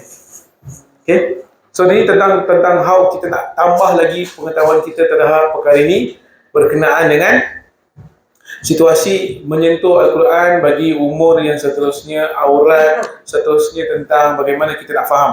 Now we understand the digital, tak ada masalah kita nak pegang handphone yang mana kita buka app dia apabila kita berada dekat dalam masjid. Tapi kita dah memang totally ada wuduk apa ketika itu. Kan? Kita dah ada wuduk, kita duduk, kan? Kita menghadap kiblat. Cuma kita pegang handphone yang ada application Al-Quran, which is tak ada masalah pun. Tapi kita just ada wuduk, memang kebetulan ada wuduk, dan juga memang kita ada wuduk ketika kita sit in front of the kiblat. Dalam masjid. Question ialah Al-Quran physical itu must be with wuduk. But the trend now kita tak ada pegang Al-Quran yang physical. Kita more on digital, handphone. Which is hukum asal tak salah, tak perlu wuduk kalau pegang handphone yang dalamnya ada Al-Quran app. Tapi in term of etik, kita perlu ada wuduk apabila kita pegang Al-Quran yang mana di dalam handphone kita. Sama-sama makan. Bismillah. Saya pun ngasih kepada ketua Ketua darjah. Receipt saya dah bayar dah.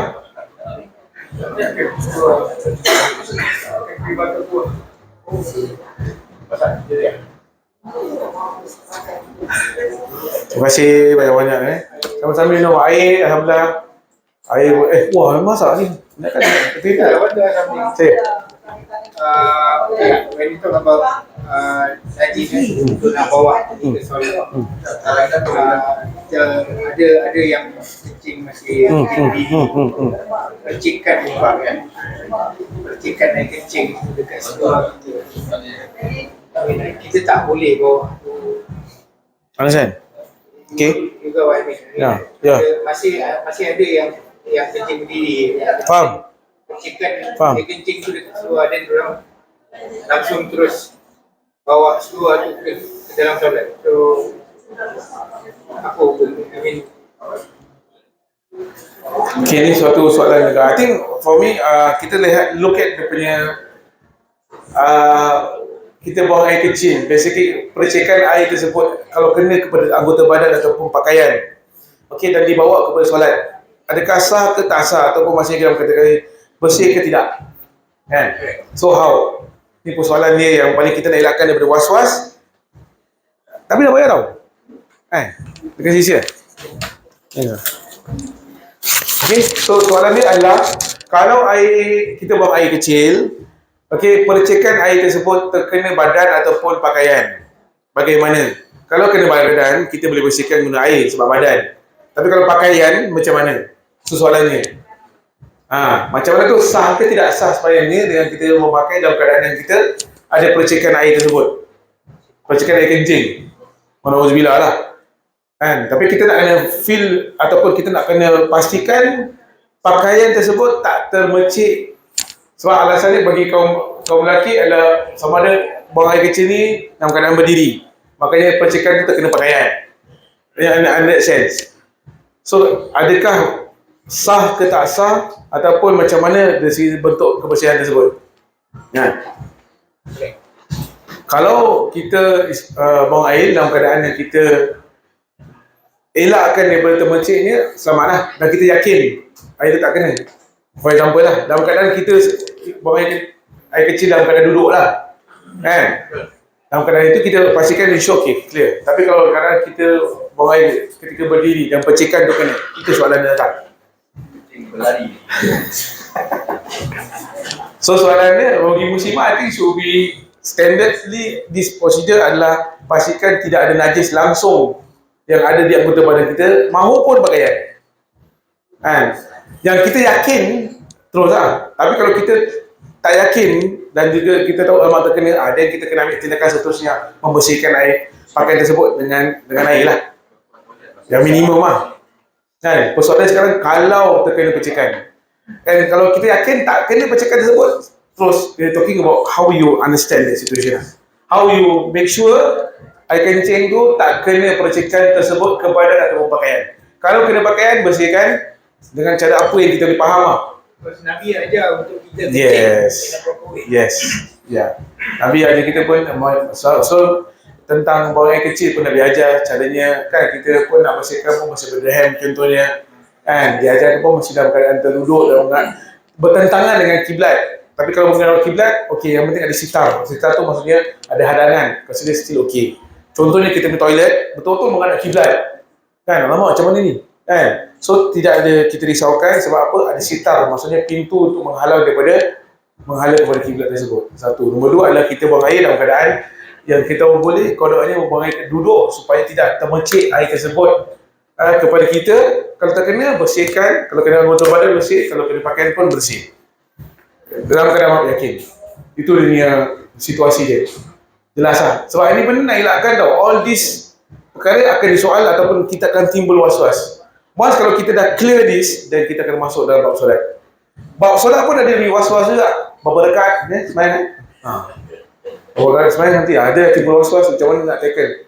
Saya kadang-kadang kena imam. Itu sawi. Tak, betul. Kadang-kadang kita sembahyang, tak ingat dah berapa rekat. Macam mana? Itu pun kita ada langkah yang saya kongsikan adalah kita kira berapa banyak rakaat kita dah solat. Dengan kira kita mungkin jari kita keluarkan dia. Satu rakaat. Kalau dua rakaat, dua rakaat. Lagi imam lagi pressure sih. Imam mana nak jaga bacaan, dia bagi kau ayah lah. Kau ibu tak ada masalah. Kalau tiba-tiba imam sujud sahwi, ikut makmum, ikut juga. Ikut. Imam subhanallah. Apa yang subhanallah? Dia tak tahu pula ilmu tu kan. Apa salah? Kalau macam ni keadaan macam ni kita akan buat teruskan atau kita buat lebihkan. Kalau lupa, example ikut kedua kan, ikut kedua kita kalau ada kena Tambah. teruskan tiga atau buat dua tu. Banyak yang kurang. Talking about solat. Okay, letak 4 rakaat solat. Dah rakaat kedua. Bukan tiga kan? Oh, dia tak confirm. So dia So akan dia betul lebihkan dua Tak payah bang, ataupun terus habis sahaja. sahwi terus. Ada sahaja pun habiskan 4 rakaat habis buat sahaja. Tapi yang in between saya macam mana? Confidentkan apa yang abang ingat. yalah, betul. You yakin dengan nombor apa? You yakin dengan nombor berapa ketika tu?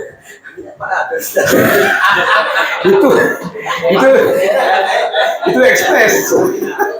Dalam hati tak boleh cakap gamble tau. Soalan datang kalau kita semayang kan, kita semayang apa rakaat kedua. Tapi tak yakin ini rakaat kedua ke rakaat ketiga. Jadi macam mana? So jawapan dia adalah kalau kita yakin dengan nombor berapa yang kita semayang tu. Kalau nak lebih senang, anggap je lah rakaat keempat habiskan cepat kan. Tapi ending dia dengan sujud sahwi. Sujud sahwi tu mesti kena. Kalau kita ingat imam lupa, kita tetap ikut imam juga. Imam yang pelupa tu kita kena ikut. Walau macam mana pun, sebab imam peranan dia adalah kita makmum ikut. Walaupun dia tak baca kunut, for example, kita baca kunut. Kita baca kunut kat Singapura lah. Kena pula kita pergi umrah, solat subuh tak ada kunut. Kita ikut dia. Betul.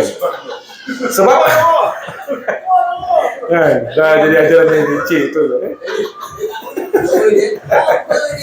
Jadi kita dalam kategori yang tu, kita nak kena faham situasi dia adalah mana yang perlu, mana yang rukun, mana yang tidak. Kan, doa kunut dia bukan rukun. Tapi dalam kategori tambahan seperti kunut nazilah. Masjid-masjid buat sekarang ni. The last rakaat imam akan baca kunut nazilah untuk rakyat Palestin ataupun Gaza. So itu benda tambahan. Tapi kalau imam baca, makmum ikut dalam kategori Imam Syafi'i. Tapi kalau kita tengok, kadang-kadang kita terjeling orang sebelah kita Hanafi, dia tak angkat tangan. Itu pemahaman dan pandangan dia. Habis cerita.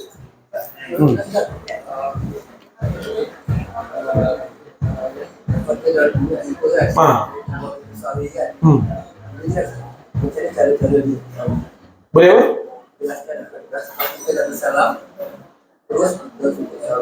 Nah, dulu bila solat tu sebelum solat.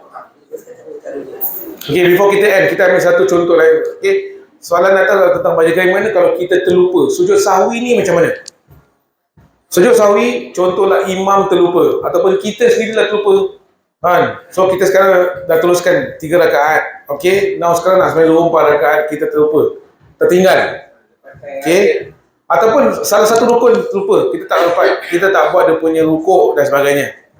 The final one, selepas ayat yang terakhir tu, sebelum kita beri salam, kita lakukan sujud sahwi. So dah baca at-tahiyatul mubarakatuh salawatu thayyibatillah sampai fil alamin innaka hamidum majid kan. Sepatutnya assalamualaikum warahmatullahi kan. Tapi kita tak buat, kita terus sujud sahwi. Bismillahirrahmanirrahim, la yamut wa la yanam wa la yasur. Sesungguhnya Maha Suci Allah yang tidak pernah tidur dan dia tidak pernah ngantuk. Ayat yang saya bacakan tadi. Subhanallazi la ya, itu yang nak hafal lah. Kalau tak boleh hafal, kita sujud sebagai sujud sahwi tersebut. Ini biasa pun boleh. Yang penting sujud sahwi itu dilakukan sebelum kita beri salam. Okey. Sujud sahwi. Sujud sahwi 2 kali sujud. Fil alamin innaka hamidum majid kan. Terus kita Allahu akbar, subhanallah, alhamdulillah pun boleh kita baca itu. Sebagai niat kita adalah sujud sahwi, sujud yang mana kita lakukan sebab kita lupa rakaat yang kita sepatutnya buat dalam solat tersebut. Lepas tu bangun, duduk antara 2 sujud. Lepas tu sujud lagi sekali, Allahu akbar kali kedua. Subhanallah walhamdulillah wala ilaha illallah pun boleh. Lepas tu kita bangun Allahu akbar, terus bersalam. Assalamualaikum warahmatullahi wabarakatuh. Assalamualaikum warahmatullahi wabarakatuh. Kalau kita terlupa lah. Yes. Kalau confident that sebelum before kan, the last kita bersama dengan teman Lepas beri salam. Kita salah. Kita tidak Ada kind of sharing, is it? Okay, let me check on that part. Apa yang saya belajar selalunya lepas beri salam, lepas tahiyat, terus kita terus duduk sujud. Let me find out that one. Dia mungkin ada pandangan yang lain lah. I want to find out that one first. Ya. Buat lagi lipat. Boleh lah. Buat lagi lipat. Buat lagi lipat. Apa? Tak, dia tak boleh teruskan. Sebab tu kata-kata dia punya syarat dia punya keadaan ni mesti confident, yakin dengan apa yang buat. So sekarang ni tak cukup 3, you nak buat bangun dari satu lah. Kau 3? 4. Makin 4 tadi. Kau 4 tadi. Okay. Boleh. Sampai 24. Masa sekarang yes. Lepas tu kena sujud sahwi juga. Lepas tu sebab tu still dalam kategori yang lupa juga apa. 4 atau 5 apa. Still nak kena lakukan sujud sahwi tu. Walaupun dia confident 4 sikit, aku dah buat 5, aku dah buat 4, aku tambah lagi 1. Teruskan ya. Teruskan dengan rakaat tersebut, ending dengan salam, lepas tu sujud sahwi, baru beri salam. Walaupun dia 5 rakaat. Kalau apa kata terlupa. Terlupa? Empat. Baik. Marah kan? Ha? Orang yang marah kan? Cakap benar. Kalau kata dia soal, dia soal balik. Tak buang. Boleh lah, tapi tu was-was lah tu. Tu dalam kategori. Banyak orang macam tu, was-was. Dia memang permulaan dia was-was tau. Tapi lama-lama you yakin. So starting tu nak kena very important. Sebab tu saya kadang-kadang saya kira solat berapa rakaat. Kira yourself lah. Kena hilangkan daripada ragu-ragu. Kalau tadi imam pun banyak kali dia terlanggar, dia tersalah. So kita hopefully this thing kita cover. Hopefully ni knowledge yang kita tahu. Kalau berlaku, kita try to improvise. Kalau boleh kita dapatkan lebih baik dia punya quality solat kita insyaAllah. Alright. So next week kita sambung apa? Diharamkan atas orang berjunub hadas besar. Tadi kita hadas kecil kan, ni hadas besar. Dia ada 6. Hadas besar, tawaf, menyentuh Al-Quran sama. I think you just can go through lebih cepat sikit. Sebab apa ni benda perbezaan saja. Kemudian juga haram atas perempuan haid dan nifas 10 perkara. Knowledge juga. Dia actually barat sama, tapi kita go in the understanding. Dia benda yang sama. Tak boleh pegang Quran.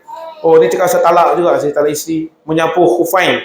Khufain ni apa? Kasut yang tak perlu dibuka, dia sapu saja.